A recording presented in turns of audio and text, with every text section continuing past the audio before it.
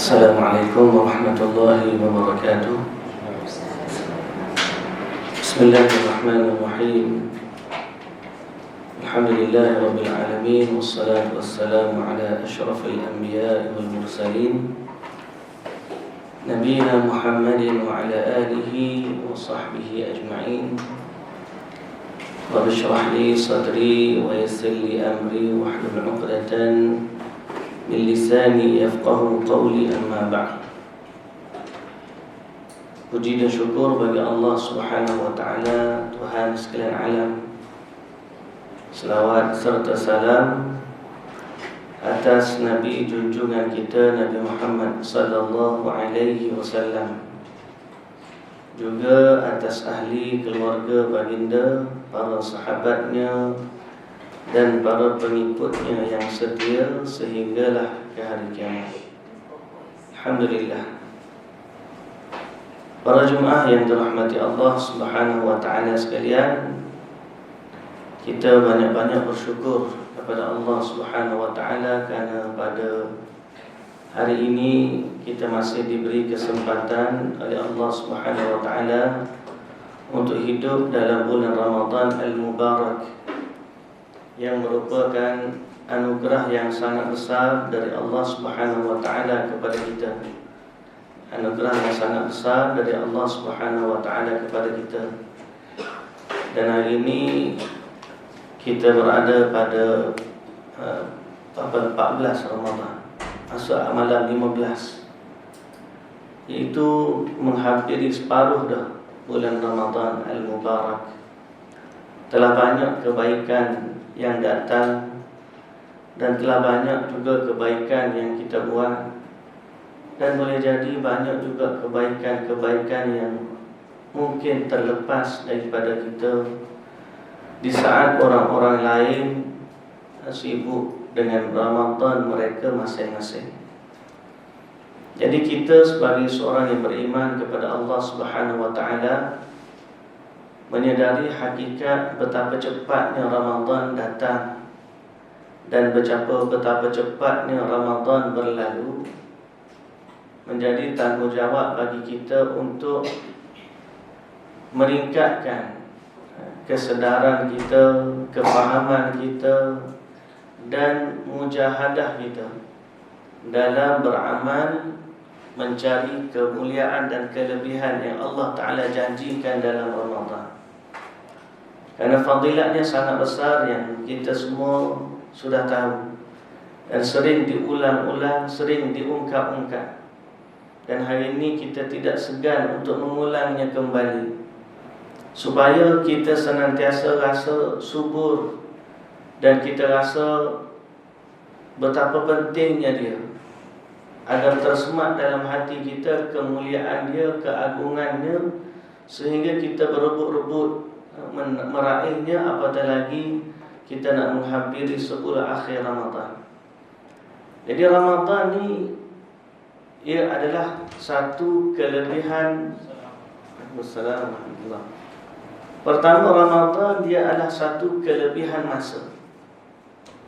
Ramai orang bila datang dengan Ramadan, dia anggap Ramadan adalah bulan puasa, lalu dia ikat kelebihan itu dengan ibadat puasa.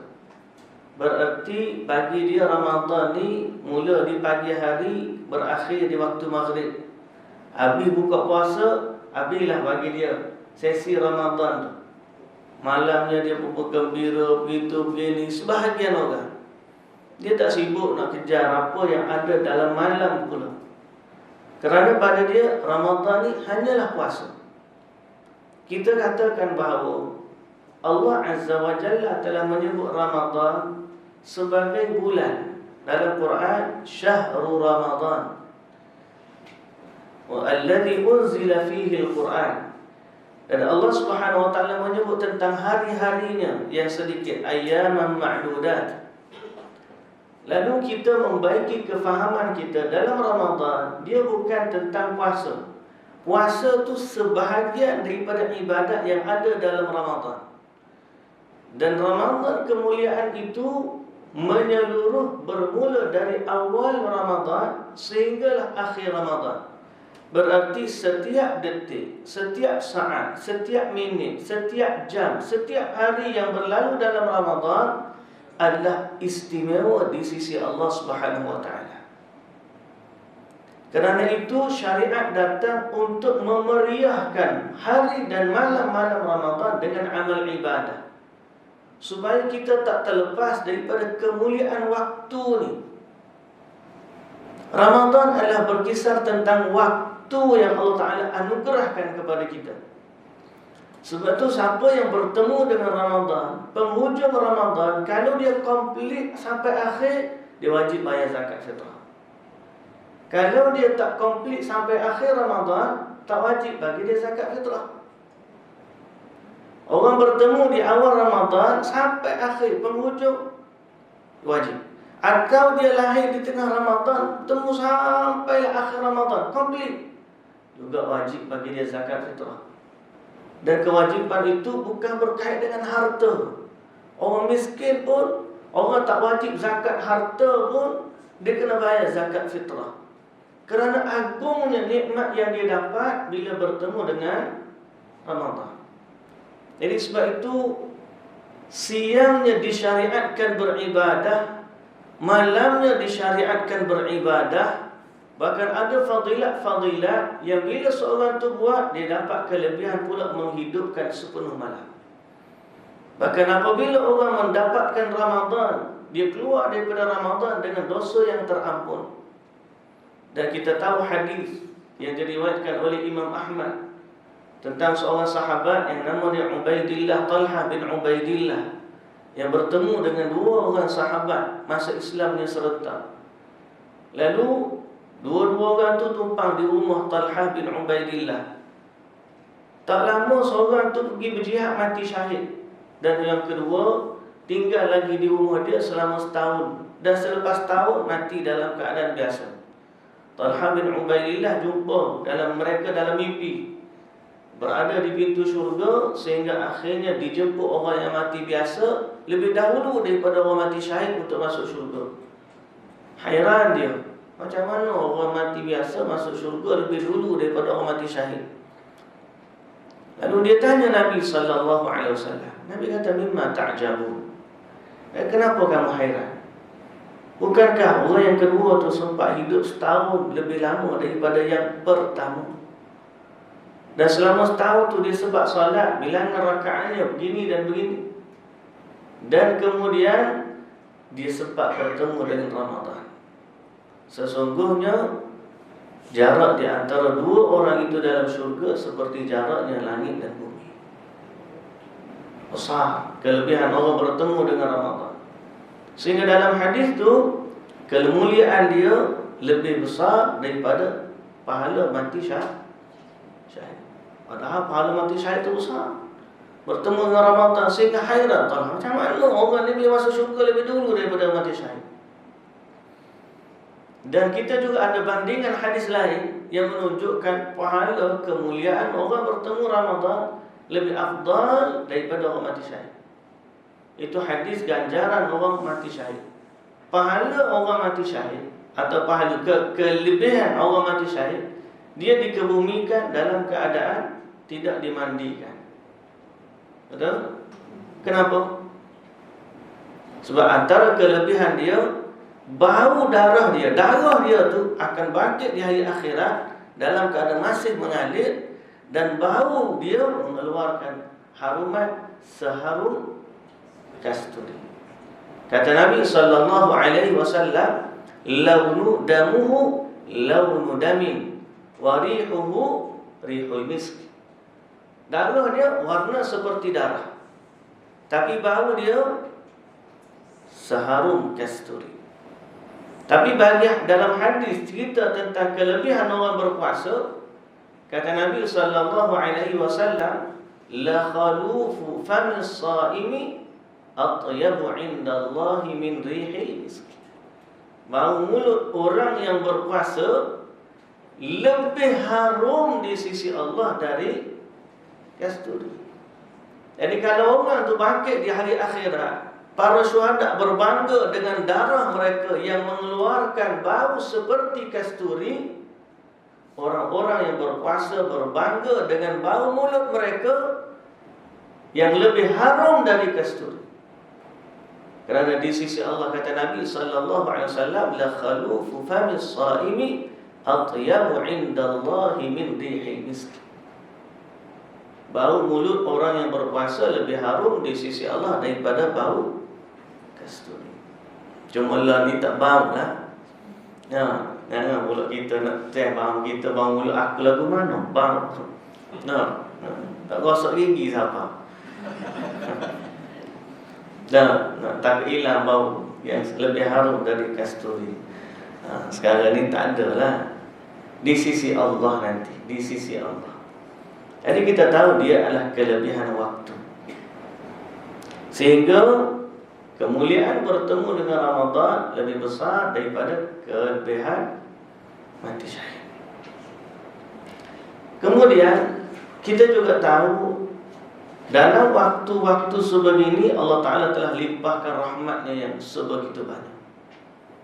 Karena antara rahmat Allah ada yang berkait dengan tempat, ada yang berkait dengan masa, ada yang berkait dengan ibadat-ibadat tertentu. Ada ibadat dia tu lebih agung daripada ibadat yang lainnya. Seperti haji itu sendiri, dia adalah ibadat yang agung. Hanya orang-orang besar, orang terpilih yang dapat melaksanakan ibadatnya. Allah rezekikan. Ibadat puasa lebih besar daripada ibadat jihad kita kata tadi. Jadi ada kemuliaan lebihnya Allah Ta'ala gandakan pada sudut amalan. Seperti puasa kita kata. Puasa ni kalau tidak kerana Ramadan, dia sendiri dah istimewa dah. Dari sudut pahala ibadat puasa. Sebab bila sebut Nabi SAW sebut hadis Qudsi, Allah Ta'ala kata, hadis yang famous kita semua baca. Kata Nabi SAW, kullu amal ibni Adam lahu. Allah Ta'ala berfirman, setiap amalan anak Adam untuknya. Al-hasanatu bi'ashri amthaliha ila sab'imi'atin dhi'fin. Satu kebaikan digandakan 10 sehingga 700 kali ganda. Illa shaum, kecuali puasa. Fa innahu li wa ana ajzi bih. Dia untukku dan aku mengganjarinya. Puasa yang dimaksudkan dalam hadis itu, puasa Ramadan saja ke puasa secara umum? Puasa secara umum. Kalau tidak kerana Ramadan pun, ibadat puasa itu sendiri lebih utama daripada ibadat-ibadat lain. Hadis tu Allah Ta'ala kata, illa shaum fa innahu li wa ana ajzi bih. Semua ibadat lain ganjaran dia 10 sampai 700 kali ganda, kecuali puasa. Bila Nabi sebut puasa, bukan maksud puasa Ramadan, maksud dia jenis ibadat puasa tu. Sehingga Allah Ta'ala kata, fa innahu li wa ana ajzi bih. Dia milikku, aku yang bagi ganjaran. Ulama hadis bahaskan, apa maksud fa innahu li wa ana ajzi bih? Apa maksud puasa tu milikku, kata Allah, dan aku bagi ganjarannya sebanyak yang Allah mahu. Pertama, gandaan yang lebih daripada yang disebutkan sebelumnya. Kalau orang lain 10 sampai 700 puasa, pahala puasa banyak mana? Hanya Allah Ta'ala yang tahu. Even malaikat pun tak tahu. Hanya Allah Ta'ala yang tahu. Sebab Allah Ta'ala kata, wa ana ajzi bih. Tapi apa pula maksud fa innahu li? Dia untukku. Apa yang maksudnya puasa itu untukku dan aku yang mengganjarinya? Disebut dalam syarah kepada hadis ni, kerana pada puasa tidak ada bahagian dari pandangan manusia berkaitan ibadat tersebut. Contoh, kalau kita salat, ada tak manusia boleh tengok ibadat salat? Boleh tengok.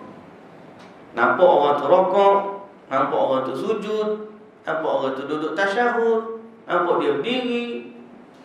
Kita nampak pergerakan salat sehingga kita boleh kata, oh dia salat. Sehingga manusia dia boleh buat sebab ada orang tengok dia salat.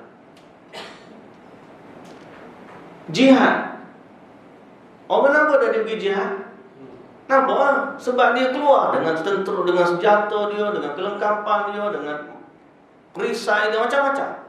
Orang nampak amalan jihad dia. Amalan bersedekah, ada tak pihak yang terima sedekah dia? Walaupun dia sembunyikan sedekah dia, kurang-kurang ada orang tahu ni sedekah. Paling kurang pihak yang menerima sedekah dia. Dia bantu orang lain, dia buat baik kepada fakir miskin ke, dia bantu anak yatim ke, dia tolong orang susah ke, dia berzikir kepada Allah, orang dengar. Ada bahagian daripada pandangan dan pengetahuan manusia. Melainkan puasa. Puasa ni unik dia. Apa yang membezakan seorang yang berpuasa dengan orang yang tak puasa? Kalau tiba-tiba kita balik rumah, ada anak orang tak puasa dengan anak orang puasa, mana beza antara dua tu? Tak ada. Pasal apa? Pasal kita sebagai manusia tak boleh tengok ibadat tu. Hanya Allah Ta'ala yang tahu sejauh mana lapar dia, dahaga dia, ikhlas dia. Hanya Allah Ta'ala yang tahu. Kita biasa, orang puasa ni pejabat, mungkin ada 5 orang duduk satu meja, 4 orang duduk semeja, 3 daripadanya puasa, 2 daripadanya tak puasa. Kerja macam biasa. Kita puasa, kita pergi pejabat, kita pergi kedai, kita pergi wali trafik, siap dah habis trafik lagi. Dia puasa. Orang tak nampak ibadat puasa. Kalau dia tak kata, saya puasa hari ni. Sehingga nilai keikhlasan ibadat puasa tu hanya Allah Ta'ala yang tahu. Berapa banyak dia jaga puasa dia. Dia jaga puasa dia daripada makan dan minum, satu hal. Dia jaga puasa dia pada pandangan mata dia jaga, perkataan lisan dia jaga, telinga dia jaga, hati dia jaga, perbuatan dia jaga. Puasa dia tahu mana? Hanya Allah Ta'ala saja yang tahu. Dia balik rumah dia, panah, kerja siang hari, balik rumah mandi, masuk bilik air, cucu air atas kepala sejuk, dia basuh. Air tu lalu kat mata, lalu kat hidung, lalu kat mulut. Kalau dia nak telan dalam tu, tak ada orang pun tahu. Tapi tak, kita jaga sungguh. Walaupun dalam bilik air seorang diri, tetap saja seorang yang berpuasa, jaga puasa dia, tak minum walau seteguk air. Kita ibu-ibu duduk di dapur ni, kalau nak rasa makanan hujung lidah tu pun, orang panggil kecap rasa tu sekali, ludah tu kat 10 kali nak boleh hilang. Tu pun kadang-kadang tak payah kira jadi dah tu. Pasal apa? Jaganya kita ibadat puasa. Sebab tu dalam hadis Allah Ta'ala puji ibadat puasa. Jadi fadilat puasa ni bukan kerana Ramadan saja. Dia sendiri, pahala puasa tu, ibadat puasa tu sendiri lebih istimewa daripada ibadat-ibadat yang lain. Hadis tadi bukan sekadar puasa Ramadan, ibadat puasa secara umum. Tapi kefarduan dia dalam Ramadan menambahkan lagi kemuliaan, bergabung dua. Kelebihan Ramadan dengan kelebihan ibadat puasa. Okey? Jadi kita Ramadan tu istimewa dah. Diwajibkan pula berpuasa dalam ibadah dalam bulan Ramadan. Maka kita isi siang hari Ramadan dengan ibadat puasa. Macam mana nak tahu pahala banyak mana? Depend masing-masing. Kalau mengikut hadis tu, tak ada orang yang tahu, ibu malaikat tak tahu. Hanya kita dengan Allah Subhanahu Wa Taala. Macam mana nak menimbulkan pahala kita dalam berpuasa? Jawapan dia tak lain tak bukan, jaga betul-betul.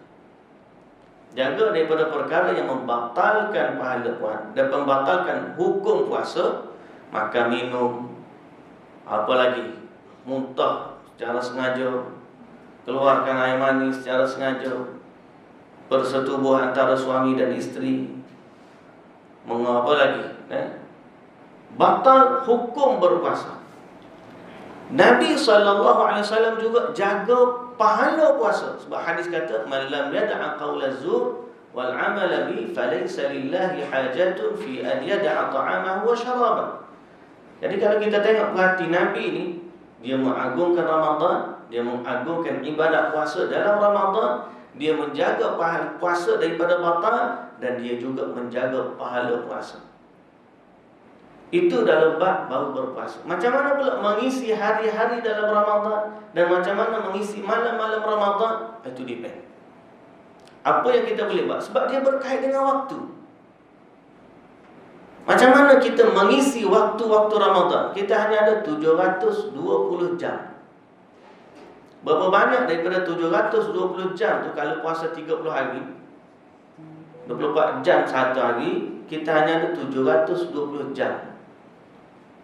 Jam je lihat, punya banyak dah. Sekarang ni separuh dah. Hari ni 14 Ramadan. Malam ni masuk 15 Ramadan. 720 jam, berapa dah tinggal? 360. Allah, sekejapnya. Kita pun tak rasa berlalu dia sekejap. So macam mana nak mengisi masa? Pertama dengan puasa. Alhamdulillah. Macam mana pula mengisi masa dalam puasa tu? Bukan sekadar puasa dengan tidur. Kadang-kadang tidur. Ustaz pun tidur juga. Air letel-letel tidur. Kalau tak letel, buat apa tu tidur.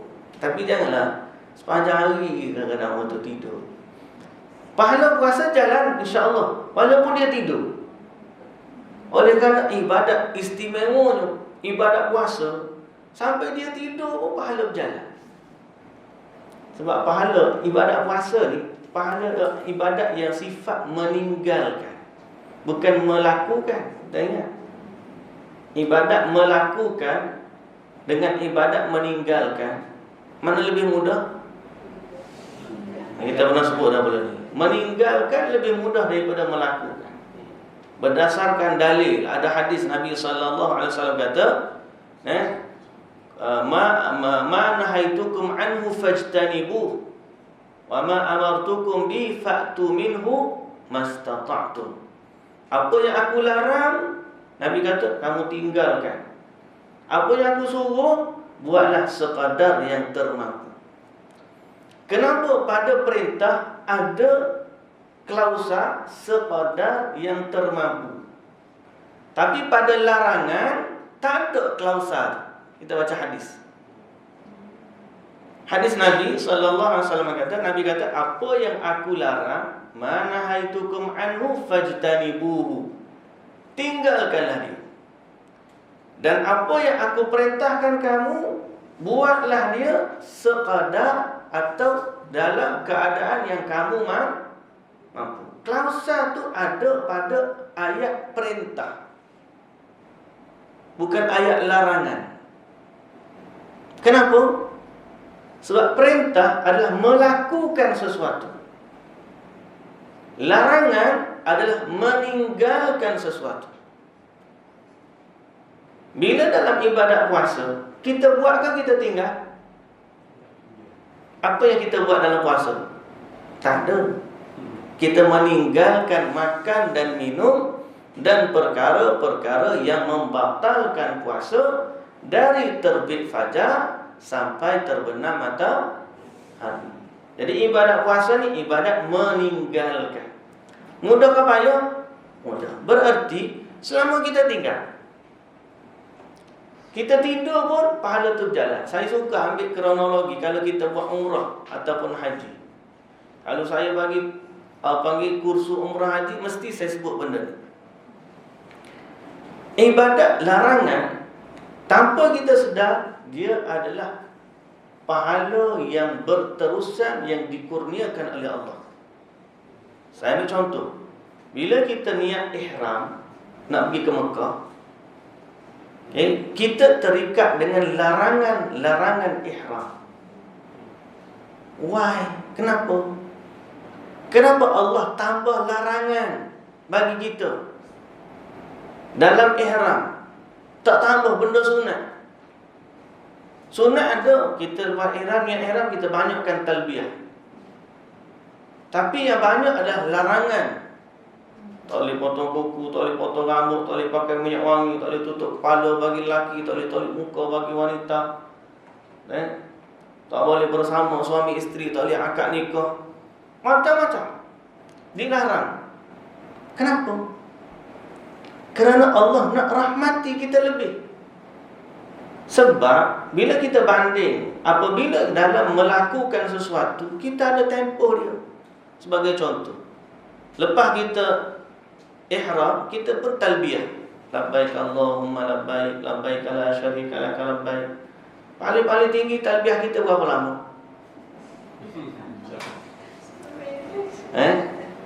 10 minit.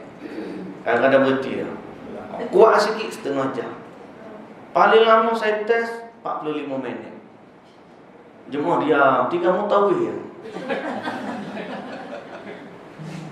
Lepas 1 jam dengan mutawih boleh no. 1 jam maksimum talbiyah. Letih lah. Akhirnya kita tidur. Masa kita tidur tu, pahala talbiyah dah berhenti dah. Tapi ada pahala lain sedang berjalan. Pahala meninggalkan larangan ihram. Kita tak potong kuku dah. Masa kita tidur kita potong kuku dah. Kita sedang mentaati larangan Allah. Masa kita tidur tu, kita ada pakai minyak wangi? Tak ada. Masa kita tidur tu, kita tutup kepala bagi lelaki? Tak ada. Selama dalam larangan ihram, itulah kita dapat pahala ihram. Sebab tu, duration paling lama dalam ihram adalah ihram. Dalam umrah dan haji adalah ihram tu. Kita tawaf 70 ringgit habis. Kita sa'i 70 ringgit habis. Kita duduk di Mina berapa hari? 2 hari habis. Tapi kita dalam ihram, bermula hari kita niat tu, kalau orang haji ifrad 7 hari dalam ihram. Apa yang dia buat dalam ihram? Tak ada. Dia meninggalkan larangan ihram. Dia tak pakai baju berjahit, pahala dapat. Dia tak tutup muka bagi wanita, pahala berjalan. Dia tak tutup kepala bagi lelaki, pahala berjalan. Pasal apa? Pasal larangan ni dia bersifat amalan yang mudah. Hari ni kita tak judi, kita tak curi, kita tak zina, kita tak buat benda-benda Allah larang. Kita jangan anggap benda tu sia-sia. Di sisi Allah pahala tu sedang berjalan. Sebab kita sedang meninggalkan larangan-larangan Allah Azza wa Jalla. Tapi ada larangan yang bersifat selama abad, sepanjang tahun. Tapi datang bulan Ramadan, tambah larangan yang istimewa, itulah larangan makan dan minum di siang hari Ramadan. Maka bermula daripada terbit fajar sampailah terbenam matahari, tak makan tak minum, pahala bertimbun-timbun.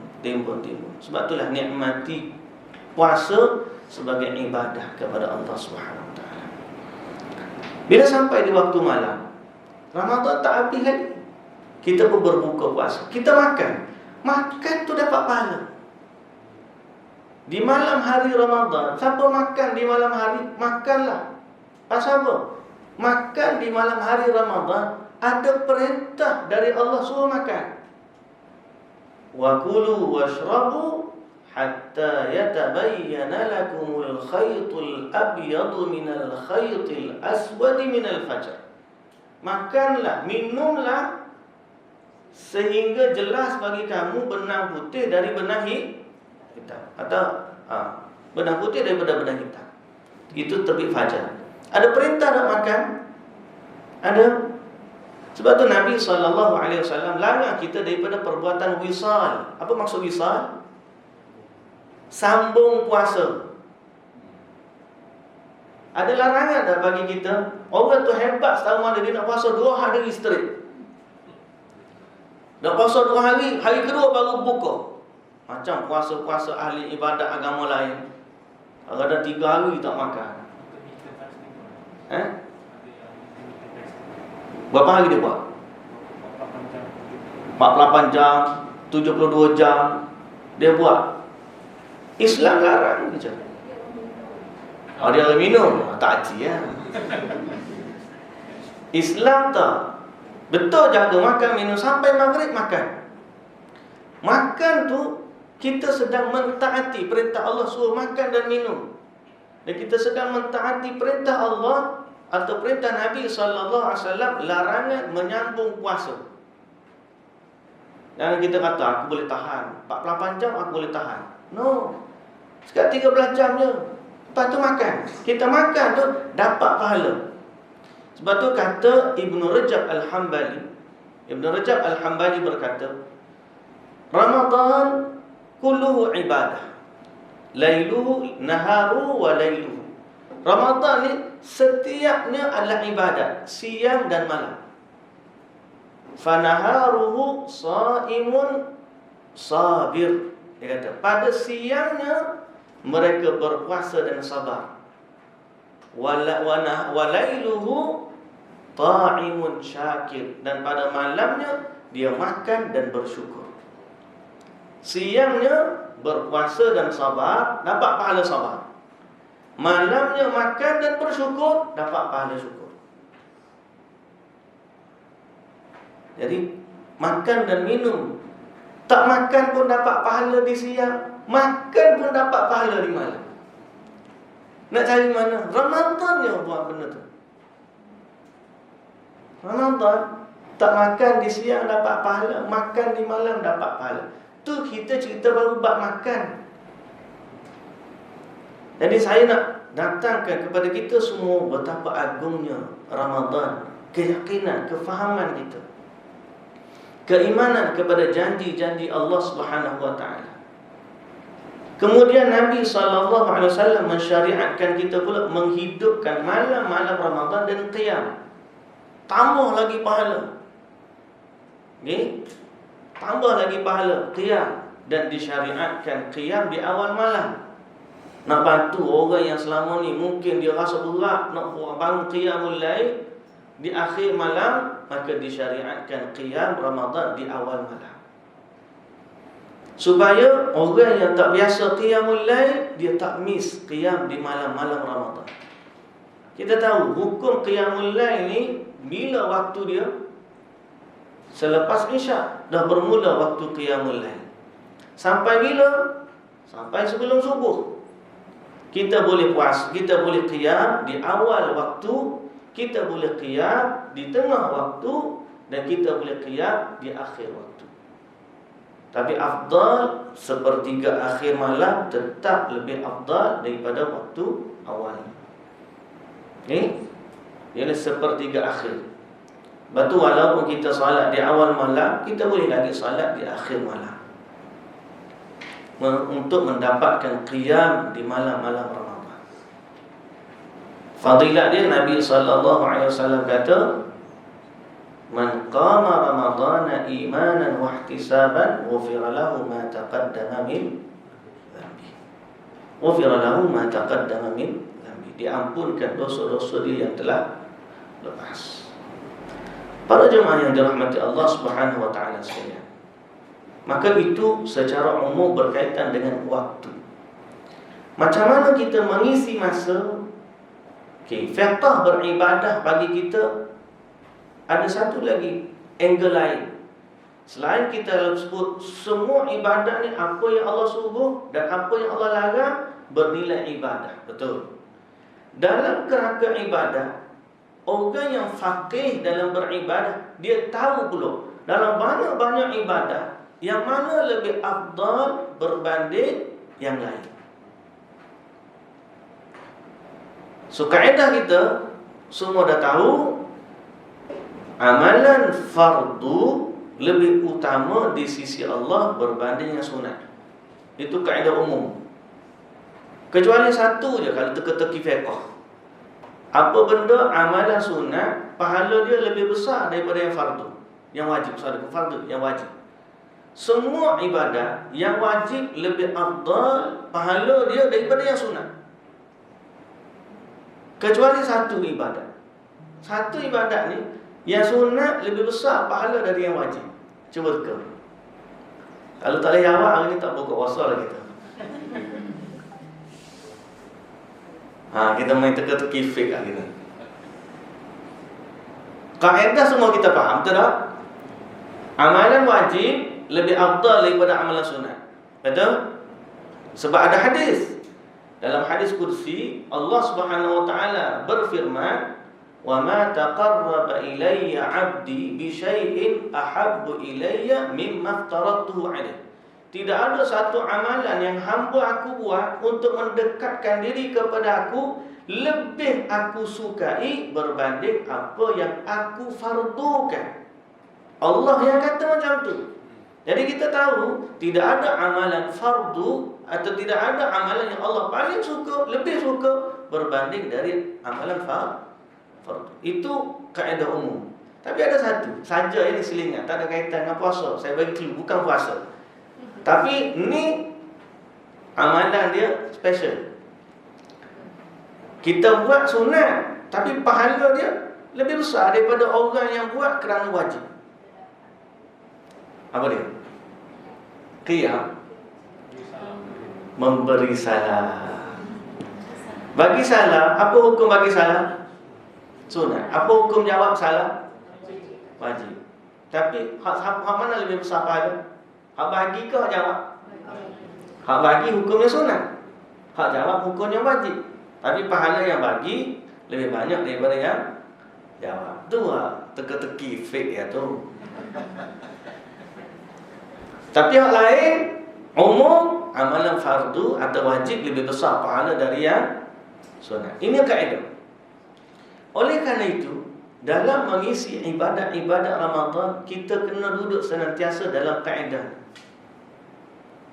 So, kalau kita kata salat mana yang kita lebih utamakan berbanding tarawih? Kita utamakan salat fardu. Sebab fardu lebih utama daripada sunat. Betul?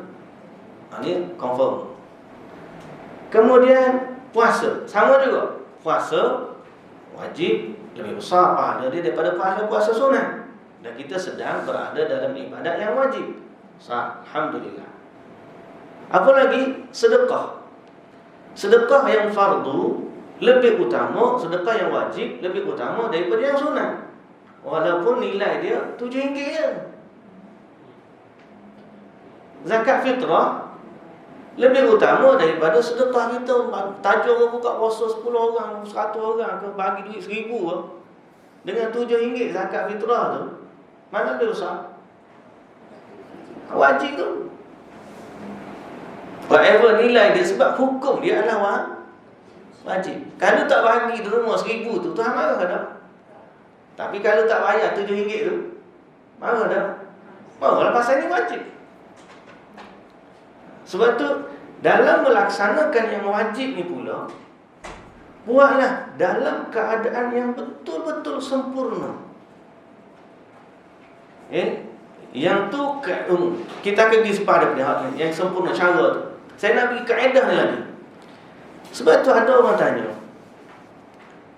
dia kata, Syekh, ada soalan baru ni saya tengok, dia tanya Syekh, saya share benda tu. Dia kata soalan wanita. Dulu waktu saya muda, saya rasakan kemanisan ibadat. Saya baca Quran khusyuk, saya solat khusyuk. Tapi Syekh, sejak saya kahwin, saya dapat anak, saya rasa hilang dah kemanisan tersebut. Baca Quran sekejap, anak panggil. Nak sembahyang sekejap, anak. Jadi dia kata, macam mana ibadat saya? Apa jawapannya? Sudah. Apa jawapannya? Kalau ikut kaedah tadi, hatta kita kata melayan suami dia dengan ibadat-ibadat lain yang sunat. Kalau baca Quran, ibu baca Quran, saya tak ada kata baca Quran, pasal ada urus anak. Tak ada baca Quran, pasal ada urus makan minum, suami di rumah dan sebagainya. Antara dua tuntutan tu, yang mana lebih besar di sisi Allah? Sebab tu dalam Ramadan kita nak ihtisab. Tahu ihtisab? mengharapkan pahala pada perintah-perintah Allah. Ramadan ni waktu bukan, saya dah sumpah, dia bukan sekadar puasa-puasa, hak salat-salat, hak sedekah-sedekah, tapi ada lagi tak benda-benda wajib yang lain? Ada banyak. Hak wajib seorang isteri berkhidmat pada suami dia. Dia menjaga anak-anak dia. Seorang anak mentaati ibu bapa dia. Ini semua kewajipan-kewajipan agama. Yang jangan kita hanya fokus hanya yang berkaitan khusus dengan Ramadan. Tak. Sehingga walaupun dia rasa hati Allah, kalau salat tarawih, kalau ada waktu salat tarawih dekat anak dia main bugang, tak khusyuk dia salat tarawih. Kita kata tak apalah. Semoga Allah Subhanahu Wa Taala memberikan pahala dia dalam bab jaga anak tu, gandaan pahala yang lebih besar daripada apa yang dia buat. Dia tak khusyuk tu. Kerana apa? Kerana dia juga bernilai besar melaksanakan tanggungjawab yang diperintahkan oleh Allah Subhanahu Wa Taala. Jadi kita nak pahala tu kita ihtisab. Maknanya mengharapkan pahala dalam apa jua yang kita. Tadi pun tanya khabar, mak ayah pun dapat pahala dah bulan ni. Bukan bulan ni ya. Bulan-bulan lain pun dapat pahala. Tapi dalam Ramadan, Allah lebih suka. Kerana apa jua ibadat dalam Ramadan, kita dahulukan yang utama lebih utama. Nak bagi makan kepada jiran tetangga kita, dengan nak bagi makan kepada orang jauh juga sekarang, bagi bantuan ke Palestin, ke mana, betul aku. Tapi tuntutan agama yang lebih utama duduk depan rumah kita. Kalau ada fakir depan rumah kita, dia lebih utama. Yang utama diutamakan dalam sudut kita beribadah kepada Allah Subhanahu Wa Taala. Baik, para jemaah yang dirahmati Allah Subhanahu Wa Taala sekalian, setelah kita memahami yang utama diutamakan, mari pula kita dalam kaedah melaksanakan ibadat. Setelah kita tahu kelebihan Ramadan, kita tahu amalan-amalan mana yang dimuliakan oleh Allah Subhanahu Wa Taala, maka tata cara kita beribadah juga menentukan besar atau kecilnya pahala kita di sisi Allah Subhanahu Wa Taala. Betul dah sampai bulan Ramadan, betul dah 7 tu. Ada satu lagi faktor, ialah tata cara kita melakukan amal ibadah. So kita dah ada kelebihan masa, kita dah bincang tentang kelebihan ibadat tu sendiri, kita dah bincang kelebihan tuntutan agama tu, kita bincang. Sekarang ni kelebihan tentang kaifiat melaksanakan. Kita sebut apa dah? Kelebihan waktu Ramadan. Kelebihan ibadat, pahala puasa lebih utama daripada ibadat lain. Kelebihan tuntutan fardu, tuntutan wajib lebih utama daripada tuntutan yang sunnah. Sehingga seorang isteri kalau buat tuntutan tadi, antara puasa sunat dengan suami, kalau suami tak izin, dia boleh puasa sunat? Tak boleh. Pasal apa? Hak tu lebih besar. Kita dengar gitu barulah faham kenapalah perempuan ni pahala jaga suami tu, ganjaran dia masuk syurga melalui mana-mana pintu yang dia kehendaki. Pasal apa? Sebab kefarduan tuntutan besar pada dia berbanding seorang suami terhadap isterinya. Betul tak? Besarnya sehingga fadilat dia boleh masuk syurga melalui mana-mana pintu yang kamu kehendaki. Itu kerana tuntutan yang besar. Gi keempat, meraih pahala yang bertimbul kita ni, gi kepada kaifiat tata cara kita beribadah. So bila kita berpuasa, bagaimana cara kita berpuasa? Kaifiat dia, kita sahur lebih afdal daripada kita tak sahur. Kita sahur lewat waktu, lewatlah, bukan apa subuh dah. Sampai di akhir waktu sahur kita makan 5 minit tu kita minum setengah air, makan sebiji kurma. Dah makan banyak dah pula tu. Benar? Lebih akhir lebih afdal. Maka itu tambah pahala kita. Waktu kita dalam puasa, kita banyak berdoa, kita banyak baca Quran, kita banyak pula berzikir kepada Allah. Kita jaga mata kita, kita jaga. Ni kaifiat tata cara kita beribadah menentukan besar ataupun kecilnya pahala. Bertambah lagi kaifiat kita. Bila masuk jam maghrib, kita buka puasa terus. Buka pula dengan tamak sebab Nabi SAW suruh. Berganda lagi pahala kita. Okay? Salat pula di awal waktu. Lepas buka, kita buka dulu sebab Nabi SAW suruh kita awalkan berbuka. Maka kita buka dulu. Lepas daripada itu baru kita salat maghrib. Salat maghrib pula di awal waktu, bukan di akhir waktu. Kemudian salat pula. Bab puasa tu, cara mana kita melaksanakan ibadat puasa, itu besar di sisi Allah Subhanahu Wa Taala. Kaifiyah. Baik. Kaifiyah yang kedua, bab salat kita cerita tadi. Macam mana kaifiat salat yang istimewa, menggandakan pahala? Sebab kita nak kaifiat. Paling-paling kita kata salat ni ada cara dan rukun yang bagaimana Allah Subhanahu Wa Taala memfardukan kita, bagaimana Allah Subhanahu Wa Taala memfardukan kita salat. Kaedah sifat salat Nabi yang kita dah belajar selama ni. Kita salat tarawih, ada kaifiat Rasulullah sallallahu alaihi wasallam. Hatta kita salat setiap rakaat dalam salat, setiap kali takbir, tak rugi kalau kita baca doa iftitah. Semua kita baca Allahu akbar kabira walhamdulillahi katsira wa subhanallahi bukratan wa asila. Itu kaifiat. Bawahnya kita terlepas hanya dengan sebab kaifiat doa iftitah kita tak baca. Padahal benda simple ya. Tak? Hafal tak? Hafal. Tapi tahu rasa baca dah tadi, tak payah baca dah lah. Tu pergi. Itu kaifiat dalam bab salat. Berapa banyak doa-doa dalam salat yang kita tak baca. Kaifiat tu. Sehingga kadang setengah-setengah orang ada yang dia tak salat ba'diyah Isya kerana berpada dengan ni kan kita nak salat tarawih. Padahal ba'diyah Isya lebih utama daripada tarawih. Ba'diyah tu satu sunnah yang Nabi SAW tak tinggal. Nama pun sunat rawatib. Dan kelebihannya satu istana dalam syurga setiap hari. So kita tak tinggal benda-benda sunnah dalam bab kaifiat ni, kita tak tinggal. Kita harapkan pahala yang bertimbul dan dosa yang terampun daripada ibadat-ibadat itu. Sehingga kaifiat, termasuk kaifiat ialah salat sunat tarawih bersama imam, termasuk kaifiat yang afdal. Man qama ma'al imam hatta yansarif kutiba lahu qiyamul lailah. Siapa salat dengan imam sampai habis, ditulis baginya pahala seperti mana sepanjang malam. Itu soal kaifiat. Kita salat dapat, orang salat dah faham, tapi kita faham salat dengan imam dapat pahala sepanjang malam, kita pasti. Itu kaifiat. Doa iftitah kita baca, zikir-zikir dalam salat kita baca. Kita maksimumkan apa yang kita tahu. Masa ni lah kita nak mengamalkan. Semoga Allah Ta'ala bagi taufik dan kekuatan kepada kita. Dalam bab yang ketiga, dalam kaifiat ni juga, kita sekarang ni dalam bab hak saya sebut tentang pahala sedekah tadi.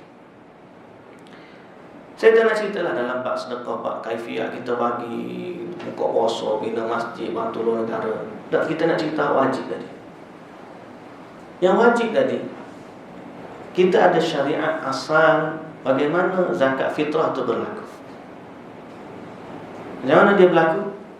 Nabi SAW bayar dengan makanan. Itu asal. Disyariatkan zakat fitrah dengan makanan. Makanan asas penduduk negeri tersebut. Bukan makanan asas kita. Makanan asas penduduk negeri tersebut. Kalau kita situ Allah makan kurma, kita bagilah kurma. Kalau situ Allah makan beras, kita bayar dengan beras. Kalau dia gandum, kita bayar dengan gandum. Itu asas.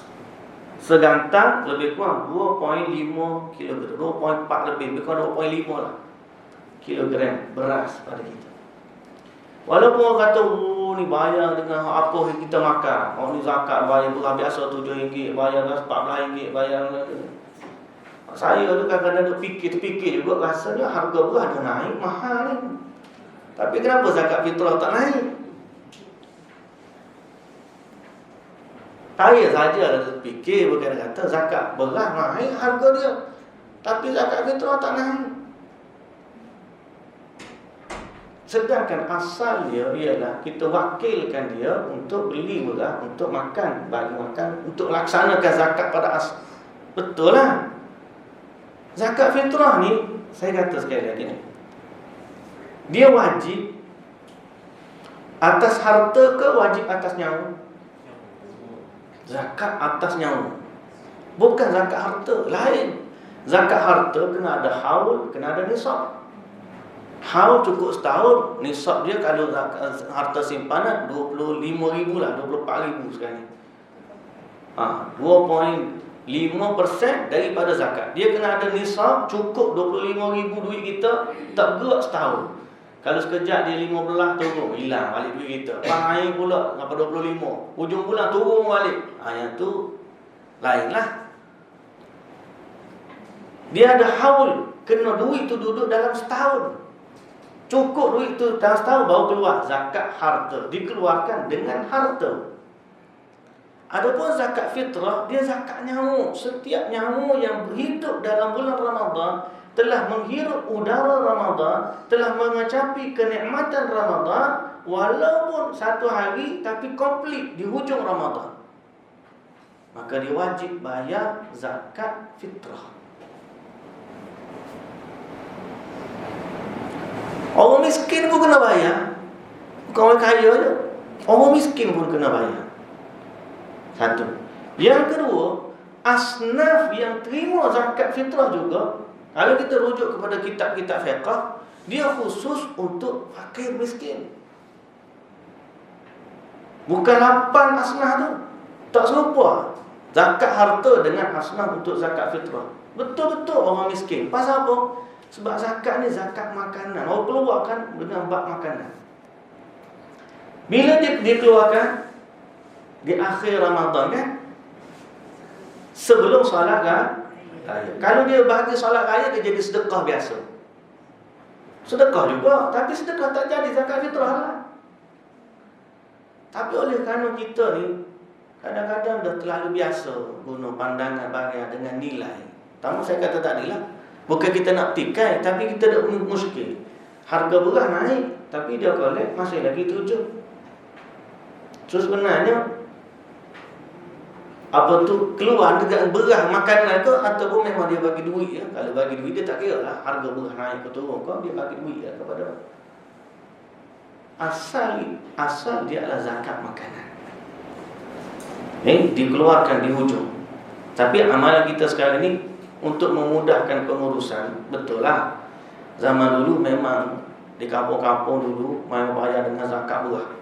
Bagi ke umur imam, nak hantar ke majlis agama tu pengangkutan tak banyak. Beras tu sebab orang panggil bubuk dulu, naik bubuk, naik rosak dululah. Akhir sekali untuk mudah pengurusan, taklid kepada mazhab Hanafi, bayar dengan nilai beras. Jadi kira-kira keluar. Maka keluar zaman kita RM7. Dulu RM7 lah. Bila nampak ada keuntungan mungkin collect lagi banyak, lagi untung lah. Maka diperkenalkan sistem siapa makan zakat beras biasa, makan dengan beras biasa. Siapa makan bayar ni pakai bayar. Siapa makan basmati bayar RM21. Collection bertambah. Okey lah. Allah pun suka lah, tak kira lah. Yang penting duit collection tambah, okey lah. Dari sudut konsep tu bagus lah. Cuma ada saya, asal itu lebih baik. Apa dia asal? Apa yang kita makan. Saya bercontoh, sebab saya pernah jadi imam. Saya jadi imam di masjid dululah, bercerita dululah. Di Ampang, Masjid Taman Nirwana, Masjid Mustaqim. Situ keliling ramai orang Arab, terutama orang Libya, orang serta banyak situ. Dia orang ni masuk di Ramadan, ditanya-tanya siapa dia nak bagi beras zakat fitrah ni bagi kat siapa, zakat fitrah bagi kat siapa. Jadi saya pun ambil tanggungjawab masa tahun tu. Tak apalah, kata saya ambil tanggungjawab, kita kumpulkan beras-beras orang Arab bagi ni, kita sampaikan kepada masyarakat. Jadi saya pun buat tim task force kita untuk collect zakat-zakat orang Arab lagi. Bawa kat dia orang Arab makan beras, bukan makan beras kita. Dia makan beras basmati. Jadi collect beras basmati. Malam raya tu kita pun Pergilah bagi kepada orang-orang fakir yang ada di sekitar. Jika orang mau flat, kita bagi. Orang miskin kata, terima kasihlah Ustaz, kita tak pernah makan buah ni. Betul lah. Saya kata, barulah kita fikir, inilah antara hikmahnya. Macam mana makanan orang kaya boleh sampai kepada orang miskin melalui pensyariatan zakat fitrah. Kalau tidak, tak sampai. Kita makan lain, dia makan lain, tak ada nilai kongsi. Bahkan sekarang ini kita dah advance dah, bayar zakat dulu lagi kepada orang miskin. Siapa pagi raya, miskin nak raya ngapa? Kadang-kadang bila kita lupa kepada asal syariat, banyak benda lompang. Saya lepas daripada tu, saya buat satu juga. Tiap kali kita balik kampung awal 2-3 hari kan. Waktu saya dah tak ada imam, saya balik kampung awal 2-3 hari, kita buat benda yang sama. Kita tanya kawan-kawan, kalau ada orang Arab, kata dia, tak apa, saya tolong belikan beras, saya nak bagi dekat kampung. Orang kata tak apa, bagi-bagi duit, kita tolong beli buah. Kalau ada beli RM2,000, RM5,000 harga buah, berguni-guni kat rumah tu. Jadi tanggungjawab kita kena bagi sebelum solat raya, sebab ni zakat fitrah ni. Ni sebelum zakat fitrah. Syariat kata macam tu. Bukan kita senang-senang kutip, tak apalah kita bagi nanti di papa ni nanti. Tak. Dia mesti sampai kepada orang miskin sebelum, sebab kita hanya wakil saja. Kita wakil untuk sampaikan kepada orang miskin sebelum salat. Jadi dibenarkan 1 hari 2 hari sebelum tu. Dalam fiqh kata dibenarkan. Boleh kita keluar awasi sehari ada 2 hari. Tapi janganlah 3 minggu pun kita dah keluar ada. Masuk 1 Ramadan keluar ada zakat fitrah. 2 Ramadan keluar zakat. Itu hanya wakil saja. Dia kena keluar waktunya akhir. Tapi tak apalah. Al-kisah ni, bila saya buat macam tu, kita pun panggil anak saudara, tolong akak beras ni. Kita beli beras, kalau dekat beras saya dekat Kelantan tu banyak beras siam, beras Thailand, beras import. Dan orang sana pun dia tak makan beras ni biasa, dia biasa makan beras tu. Kita beli beras tu lah sebab suruh makan. Dalam pack 25 kilo dia ada pack kecil 5 kilo. Jadi kita sampai kat rumah tu kita bagi 2 beg ke 3 beg ke. Tengok mana rumah miskin, tanya untuk imam mana, bagi. Ada satu tahun tu saya pergi ada maklumat kat kampung sana tu ada orang miskin, anak ramai. Saya pun pergi tengok, memang rumah dia tak, rumah kayu. Lepas tu saya tanya khabar, ada suami isteri, ada beberapa orang anak. Saya kata lebih kurang dalam 4-5 orang anak yang tu. Memang tak, anak kecil-kecil je. Saya tanya dia, apa khabar gini. Saja ni nak bagi zakat fitrah, saya kata. Ada berapa orang? Dia pun ini. Saya pun kata anak yang ni, kita tengok pun susah, rumah dia pun susah, anak pun ramai. Yang ni tak payah ambil 1 beg, 2 beg. Ambil 1 kampik tu. Akak kita 2 orang, 25 kilo 1 kampik beras. Tak atas tangga tu. Saya kata ambil lah, mau makan. Raya boleh makan, saya kata. Bila saya balik tu, saya tengok sisi cermin belakang tu, tengok si ketua keluarga, si ayah tu, tengok nangis. Saya tu fikir, ya Allah, kalau kita tak bagi esok dia nak makan ke apa? Mungkin dia rumah dia tak ada makanan. Sebab syariat dia datang mesti ada kebaikan, mesti ada hikmah. Bila kita bagi dengan makanan di akhir Ramadan, maknanya ada satu jaminan di situ bahawa di pagi hari raya semua orang bergembira, dan di pagi hari raya semua orang akan dapat makanan. Tidak ada lagi hari orang berlapar pada hari Allah haramkan hamba-hambanya berpuasa. Baik, tiba-tiba Allah haramkan kita puasa, tapi kita tak ada makanan nak makan. Kan tak match. Tak synchronize panggil. Tak sync dia panggil. Macam mana Allah haramkan kita puasa, tapi dalam masa yang sama tak ada nak makan. Sedangkan orang lain ada makanan. Jadi syariat itu indah.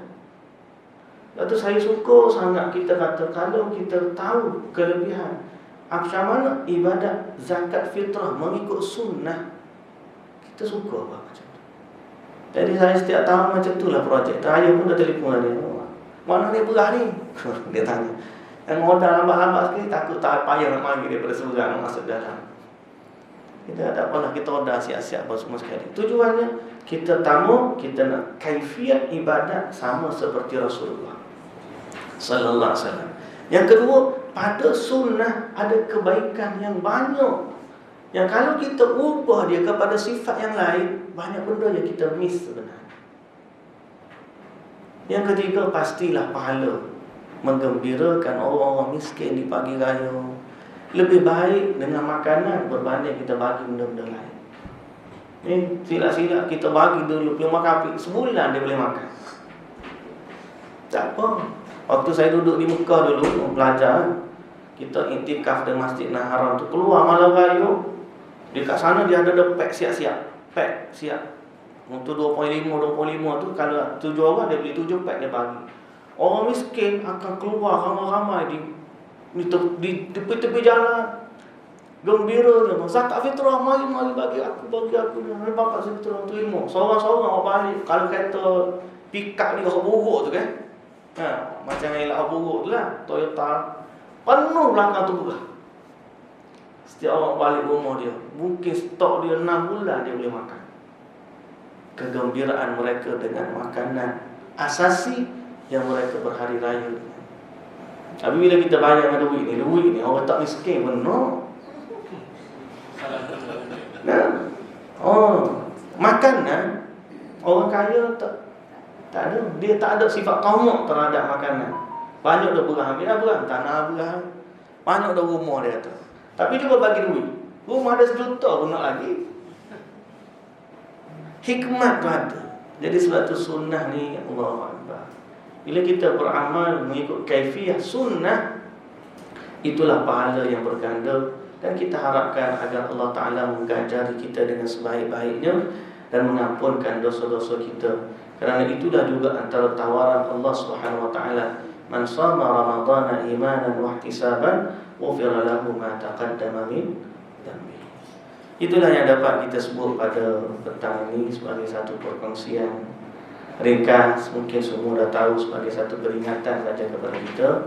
Mudah-mudahan kita diberi taufik oleh Allah Subhanahu Wa Ta'ala untuk beramal dengan amalan yang terbaik, dengan cara dan sifat yang terbaik, mengikut panduan sunnah dan juga tata cara amalan yang terbaik mengikut panduan Al-Quran dan juga As-Sunnah.